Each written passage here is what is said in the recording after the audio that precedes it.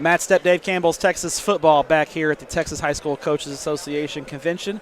And we are here with the new head coach of the LaPorte Bulldogs, Coach Kevin Berneathy. Coach, I appreciate you taking a few minutes to chat with us today. Yeah, I appreciate y'all having me. It's always good to talk to you and Dave Campbell's Texas football. Well, you got your magazine. You're good to go. And I know, appreciate you subscribing always. I know appreciate that. And when the magazine comes in the mail, it's like Christmas, right? You get to pop that thing open and read up on everything. And I know you're a football junkie like me, so you probably don't read it cover to cover, but you read a good portion of it, don't you? Yeah, well, always when I was younger, because my dad was a coach, we'd always drive to the different Walmarts in Galveston, because I'm from Galveston. We drive to Galveston or Lamarck, Texas City. Lamarck always seemed to get it first. So Lamarck, was Lamarck rolling back then? Yeah, there you go, yeah. So we drive, find it, and then it always, when I early became a coach, it was who can find it first. Yeah, was always the deal. And now you brag in the field house, yeah, right? Yeah.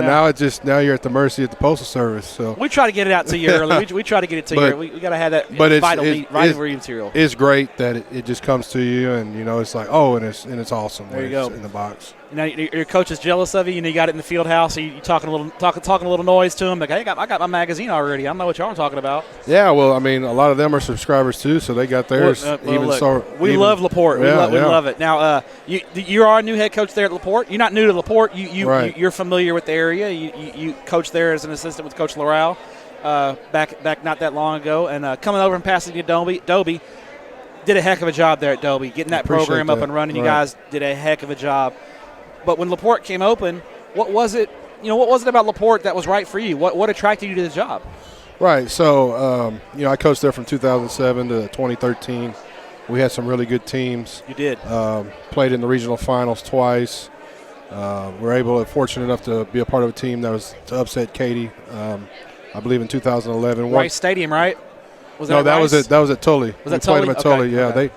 They beat us pretty bad at Rice. Okay, we won't talk about that then. Yeah, but we won two district championships in a pretty tough district that included, like North Shore and Beaumont Westbrook and Deer Park, Port Arthur. And we had really good experienced teams. And Coach LaRoe was the first coach that hired me out of college.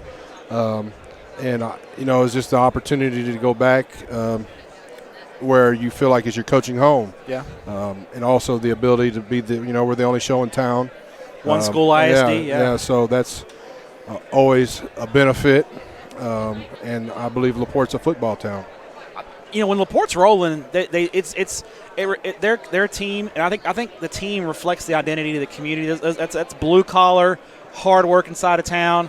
People are going to be grimy and gritty. They're going to get after it. Right. And when LaPorte football is rolling, they're a team that's going to punch you in the mouth, and they're going to play physical football. And I feel like that's the mentality that you want to get reestablished there at LaPorte and get that winning mentality back by being a physical smash mouth football team. Right. I mean, physical teams usually win.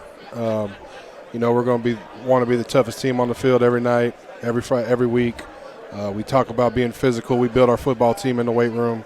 They know every day they come to the school they're going to touch a piece of iron, and I think that only develops them physically but mentally tougher too. Be the toughest team on the field and always talk about them. Always tell them we're tough, and LaPorte's a tough community. Yeah.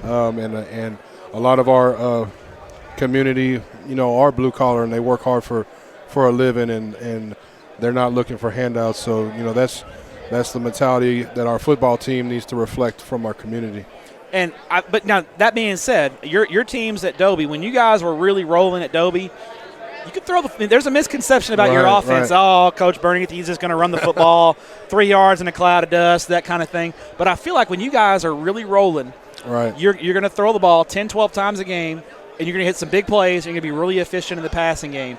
Right. I feel like that's the goal, and that's the misconception about your offense. And would you agree that when you guys are most successful, it's when you are able to be deadly in the passing game?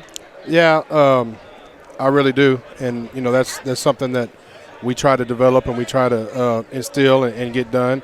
And if it's there, we'll take it. They're going to put 9 in the box. Yeah. So, and we evolved really at Dobie over time to where, we had a really 3-year starter at quarterback named Cameron Gray who was we could trust, and he was a tough kid. And, we would put in RPOs and he was able to do it. We would put in, checks to, from a run to a pass, and he was able to do it. So, it all to me starts at that position. If that guy can handle whatever he can handle, then it can be as multiple as you want to make it. But in our eyes, we want to be known as a balanced football team. Now, that doesn't necessarily mean 50% run and 50% pass, but man, they're scared of us throwing the ball at any given time. Then you are a balanced team. Yeah, because now they're not cheating. That safety's not creeping in the box, and you're able. You can then run the football and be effective. So it's kind of a. And when he does, you got to be able to take advantage of him. Absolutely. Right. We look at your district. Obviously, it's a tough district. There's good ball clubs in that district. Obviously, with Port Arthur, Crosby, and Barbers Hill have been solid teams. Baytown League, Coach Finn's done a great job over there at Baytown League. Got those guys playing good football. It's a good district, top to bottom. I agree. What do the LaPorte Bulldogs need to do in 2022? Take that step and get into the playoff mix and challenge toward the top of the district standings. Well, we definitely don't need to help the other teams out. We need to, take care of the football. Be sound in our assignments, execute, and play like we talked about earlier. Play physical. Make them understand it's going to be a fight the whole night, and get teams in the fourth quarter and wear them out. And hopefully, by that time, our toughness and our physicality has leaned on them enough to where, we can come out on top. They're making mistakes, and they're having to figure things out. So there's a bunch of really good head football coaches and coaching staffs in this district. And it's going to be a tough district, and we're looking forward to the challenge. It's a grind week in and week out. I mean, it's one of those districts I feel like that you can't – there's no weeks off. You got to come out and play every week, and if not, the other guy on the other side of the field is good enough to beat you. Absolutely. And there's teams like Crosby that went to the state semifinals, won the state finals the year before. And you got, like Barbers Hill who beat Fort Bend Marshall last year. There's quality. Port Arthur's always a team – they're always dangerous, yeah. And like you said, Baytown Lee, I believe, was a playoff team last year, and so then just top to bottom, it's going to be every week you got to come ready to play.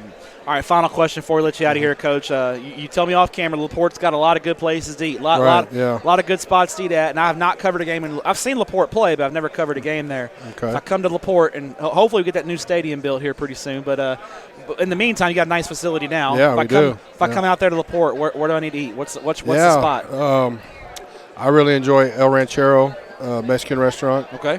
Which is right there on the old main street of LaPorte. And what's the Coach Tommy Berneathy? Tommy Tacos. Tommy Tacos. What are those? Yeah, it's basically fajita meat in a tortilla with a bunch of queso on top of it.